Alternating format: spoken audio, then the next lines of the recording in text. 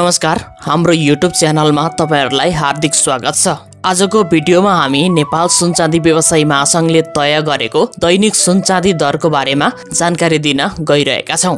आजको दिनमा छापावाल सुन तथा तेजाबी सुनको मूल्य के कति रहेको छ? हिजोको दिनमा यसको मूल्य के कति रहेको थियो? आज घट्यो वा बढ्यो? कतिले घटबढ भएको छ? यसको बारेमा पनि जानकारी दिनेछौं। साथै आजको दिनमा चाँदीको मूल्य के कस्तो रहेको छ?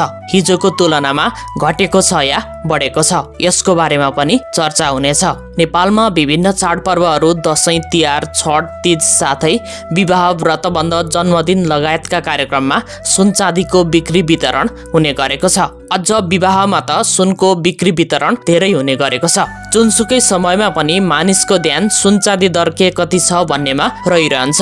त्यसैले पनि सुन चाँदी दरलाई सर्वाधिक चासोको रूपमा हेर्ने गरिएको छ। यसैलाई मध्यनजर गरेर आजको भिडियोमा हामीले सुन चाँदी दरको बारेमा जानकारी दिन गइरहेका छौं। आजको दिनको सुन चाँदी दर यस प्रकार रहेको छ। आज मिति